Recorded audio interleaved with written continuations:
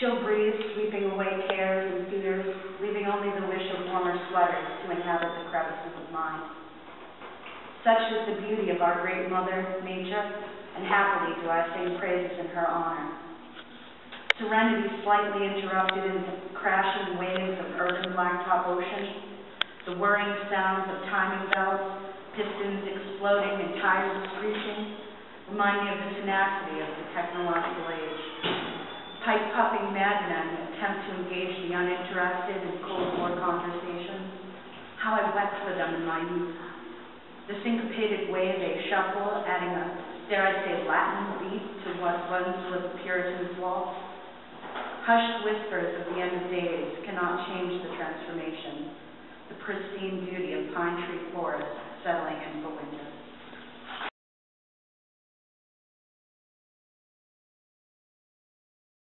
From the soup kitchen.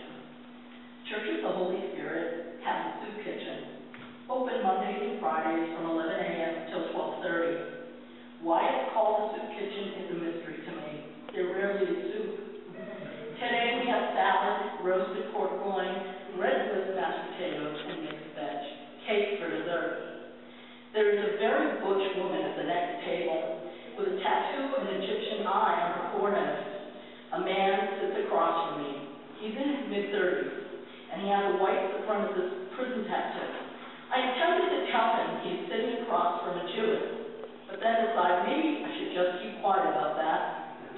I belong to City House, a clubhouse for the mentally ill. Many of the members eat here instead of at the club when the soup kitchen is open. The meal that is offered at City House, it costs $1 and isn't as good.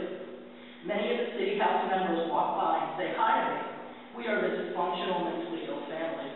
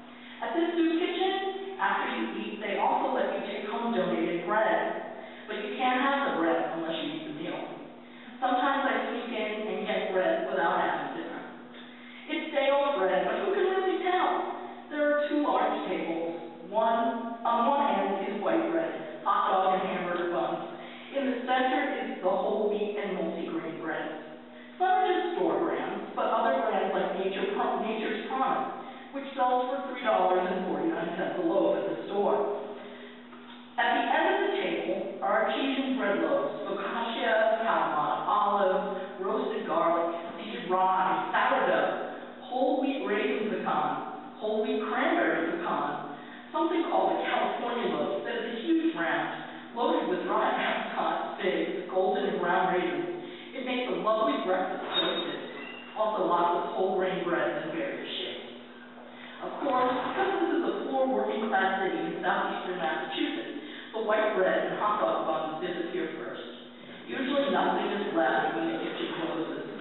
Some people take sliced whole wheat or multigrain bread. The older adults who are trying to eat better choose those. The multigrain loaves and the artesian bread sits there. I don't feel guilty one bit and feel too bad. No one even looks at it. They're squabbling over the white bread. The cranberry pecan loaf has a price tag on it from Lee's Market in Westport. Lee's is a fancy gourmet grocery that I cannot afford to shop at. The tag says $6.99. I take all the bread home, slice the unsliced loaves, and freeze everything. I'll have some nice sandwiches next week. Thank you.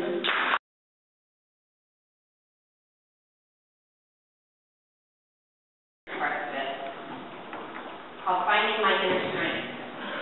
Stanislav Groves states, coming to terms with the fear of death is conducive to healing, positive personality transformation, and consciousness evolution. I am currently a sophomore at Massasoit Community College in Grafton, Massachusetts. My major is liberal arts transfer, and I have a 4.0 GPA. However, 2 years ago, I did not believe that I was capable of succeeding in college classes. 2 years ago, I would have never imagined my own inner strength. 2 years ago, I had no idea how my life would change or what events would happen to affect this transformation. Before I move on to the next part, I just want to tell you a little bit of background. I was a victim of domestic violence, and after that, I got a restraining order against my ex-boyfriend, and I started school. So then, on March 23rd, 2010, I started my day in the usual manner. I went to classes, went to my job at a local ballroom dance studio, where I was the office manager as well as an instructor, and returned home around 10 o'clock at night. On arrival home, a man suddenly came out of the darkness and approached my car holding a gun, which was pointed directly at me. I did not have a chance to react before he fired. I had not even yet parked my car. The gunman then fired 4 more times, but fortunately, only the first 2 bullets struck me. As the second shot went through my bicep and entered my chest, I started screaming. I had never felt such agony before in my life. I did not know if my screams distracted him, or if it was the fact that my vehicle was still moving. Luckily, his last 3 shots landed in 3 separate parts of my car. One went into the driver's seat, another went into the frame of my car between the front and back seats, and the last went into the back seat on the driver's side of the vehicle.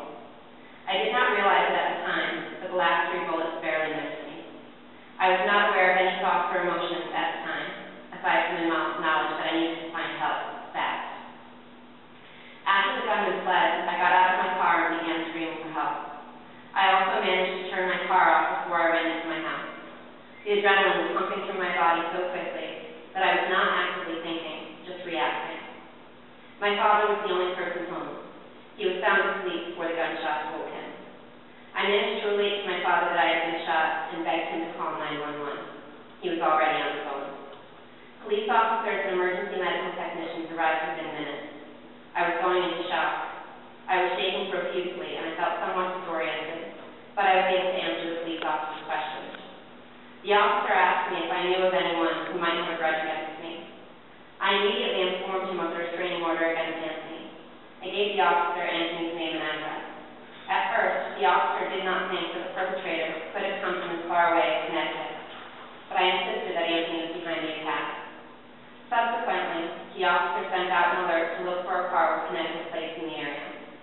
After checking the police phone log, the officers realized that a red Volkswagen Jetta had been reported by my neighbors during the day. The car had been lurking around my neighborhood since morning, and both the front and back license plates were suspiciously covered with plastic bags. I live on a lake, and the road that leads to my home is private, so an unknown vehicle is bound to be noticed by anyone who lives in my area. After utilizing the information I had provided, the gunman was caught about 15 minutes away from my house. In his car, he took pictures of me and my family, as well as the gun with 1 bullet still in the chamber and extra ammunition. After being arrested, the shooter, whom I had never met before, picked a picture of my ex-boyfriend, Anthony, out of a random selection of photographs. Upon questioning, he told the police that he had been hired by Anthony to kill me. offered anywhere between $7,000 and $10,000. The gunman still has to face trial, but he has been indicted and is being held without bail in one of the Massachusetts federal prisons. I feel fortunate and appreciative that he was captured so quickly.